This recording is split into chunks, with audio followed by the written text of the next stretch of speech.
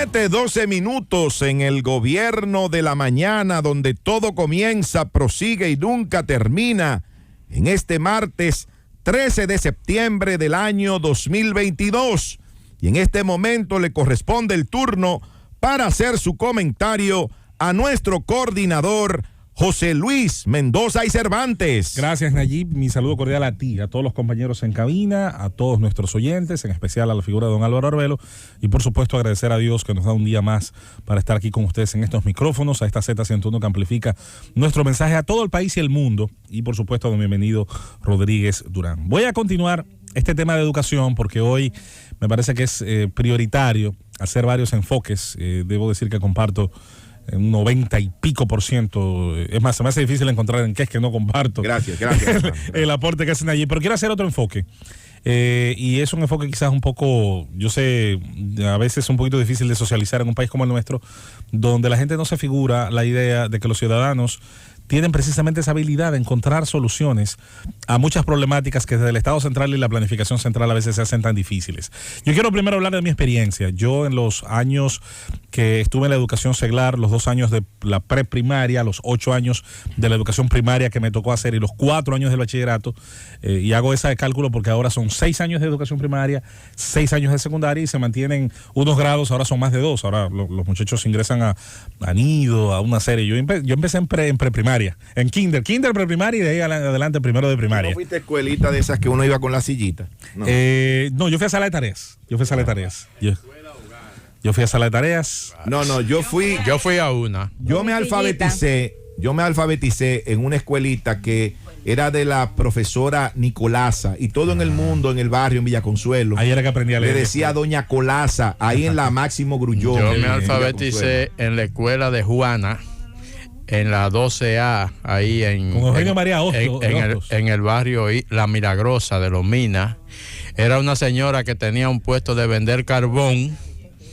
Ella vendía carbón y también ahí conjuntamente daba clases de alfabetización a los niños del sector. Todo eso, es que ustedes están hablando del siglo pasado, donde se daba clase en la tica, del siglo pasado donde había que ver 40 muchachos, que no había forma de que uno pudiera aprender con un maldito calor de todo el tamaño.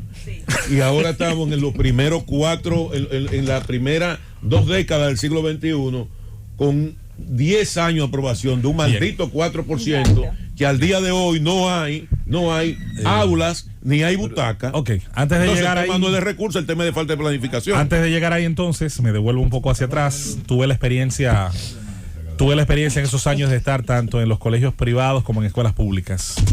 Nos tocó ser alumnos en la época del plan decenal que se estableció en 1992, y en esa experiencia nos tocó ver algo muy curioso. Por eso digo que a veces no hay nada que sea totalmente nuevo, señores.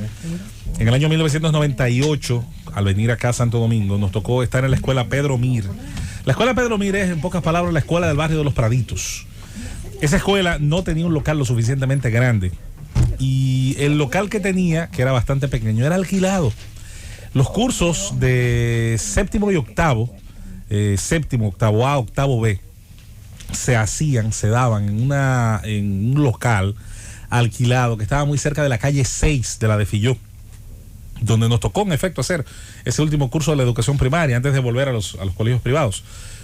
Recordamos que en esa época no era común, pero sí uno descubre luego que más escuelas tenían esa situación en barriadas numerosas, donde se habían quedado los locales originales pequeños, se habían quedado cortos. Pasaba en Los Minas, pasaba en Los Praditos, pasaba en diferentes sectores. Ahora, ¿qué ocurre? La aprobación del 4%, la visión de inversión original que se estableció en infraestructura, que es buena y válida porque había que empezar por un punto, y el punto por el que se inicia es el punto espacial, material.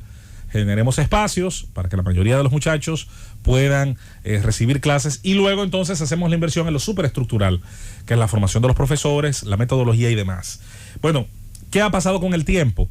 No hay dudas, esa transformación fue importante. El número de aulas hechas, cubicadas, fue récord en las siguientes 2 administraciones, eso nadie tiene dudas. Ahora, Luego se tiene un costo en cómo muchas veces la transparencia original se perdió, vinieron los escándalos relacionados sobre todo a la Oficina de Ingenieros Supervisores del Estado, todo aquello que de alguna manera manchó lo que era una obra tan importante y a la que le vamos a sacar provecho por muchos años, porque era necesario. Ahora, las 718 escuelas que faltan por terminar en el país, según se informó ayer desde Palacio, 718, grábense ese número, no son solamente escuelas que empezaron a ser construidas en los pasados 8 años. Ahí hay centros educativos que van muchísimo más hacia atrás, donde hubo y ha habido, porque eso le cae a esta administración también. Eso no es solamente un tema de mirar al pasado, no es un tema solamente de señalar responsabilidades de administraciones anteriores, es un tema también del presente, y no solamente del presente. Ahí yo quiero insistir en algo que puedo tener la conciencia tranquila. Nos cansamos de decir durante la pandemia que se tomaron tantas decisiones, sobre todo sobre la base, parecería de que nunca íbamos a volver a la normalidad. ¿Qué decíamos nosotros? Señores, este es el momento para hacer las readecuaciones materiales en todos los campos que el país se proponga. Este era el momento para intervenir todo cuanto pudiera materialmente tener importancia. Pero había gente que entendía que nunca íbamos a volver a la normalidad y que te decía la salud es lo primero, como si la salud no tiene ningún costo y como si no había que prepararse para volver algún día los niños a nuestras aulas, los profesores a hacer su trabajo, etcétera, etcétera. Estas 718 escuelas están en diferentes niveles. De hecho, ayer se dio un número acompañado de porcentajes de en qué lugares, en qué sitios de construcción se encuentran. Por ejemplo, 162 planteles de esos por encima de un 60%, 376 a menos de un 20%, etcétera, etcétera. No hay excusa. Hay que acelerar esto. Los nudos legales de los que se hablan, todos tienen algún tipo de solución, porque no es verdad que el problema del adelanto, que el problema de aquellos constructores a los cuales tal vez se les afectó con decisiones que son criticables y que en algunos casos incluso deben ser investigadas, no es verdad que eso no puede solucionarse si existe la voluntad y sobre todo el criterio para conocer la normativa del Estado en esos temas. Ahora, quiero hacer referencia por último, en la recta final de este comentario, al tema que yo considero más importante. Hace un tiempo, recuerdo que nos visitó alguien de Educa cuando estábamos en la tarde y estaba ahí, recuerdo que en compañía nuestra, Susana Gotró. Y en esa oportunidad yo recuerdo aprovechar la visita de quien estaba con nosotros para hablar de una idea que a mí en términos políticos toda la vida me ha gustado. No ahora que se está haciendo una versión del voucher escolar, es que toda la vida yo he sido un defensor de que a los contribuyentes, de que quienes pagan impuestos, a esos padres que subsidian la educación pública, participen sus hijos o no, pero sobre todo a los que están en la educación pública. El Estado, este es uno de los mejores mecanismos para propiciar una inversión de los padres hacia el Estado o hacia el sector privado educativo, donde la competencia obliga a mejorar la calidad de los centros escolares. El voucher escolar no es un invento de la República Dominicana, ni lo va a inventar ahora Ángel Hernández con esa propuesta que está medio a tomar, medio a no tomar.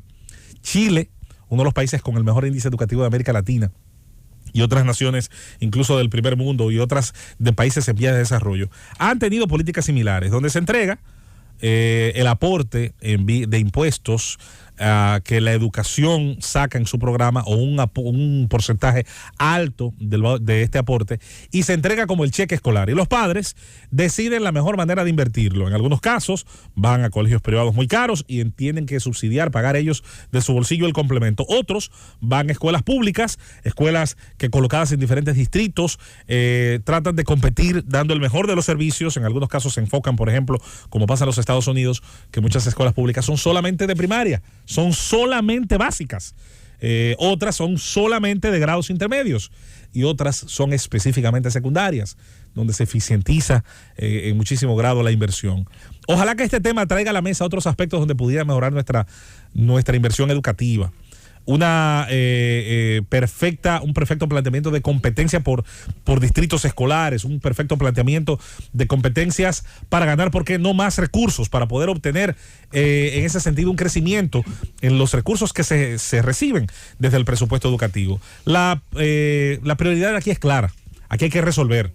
Por eso yo no veo negativo que se tome la decisión de acudir a planteles que ya tienen las aulas, que ya tienen en su inmensa mayoría resuelto un problema infraestructural, que ya tienen las condiciones para dar clases y que a veces son hasta mejores que las escuelas públicas. Pero esto es un tente ahí. Esto es mientras el país tiene la promesa de que esos 718 centros educativos se va a agilizar toda la burocracia pertinente, pero luego la inversión. Esto es un tema de ejecución, que ha sido el gran problema, hay que decirlo, de gran parte de esta administración. No tenemos que andarnos a tientas, más allá de que apoyemos esta administración y le deseemos lo mejor al presidente de la República. Ha habido un problema de ejecución material de obras, sobre todo de obras que necesitan recursos, agrandar sus operaciones, mejorarlas, y la educación yo creo que va a ser una prueba importante en esta etapa intermedia de esta administración de que se pueden hacer las cosas, de que se pueden agilizar haciéndolas adecuadamente, pero sobre todo resolver un problema tan grande y tan grave como es el crecimiento de esta masa, de este enorme grupo de niños, de jóvenes, de recursos humanos, de lo mejor de nuestra nación que hoy necesita más que nunca el pan de la educación. Llévatelo, Cundo.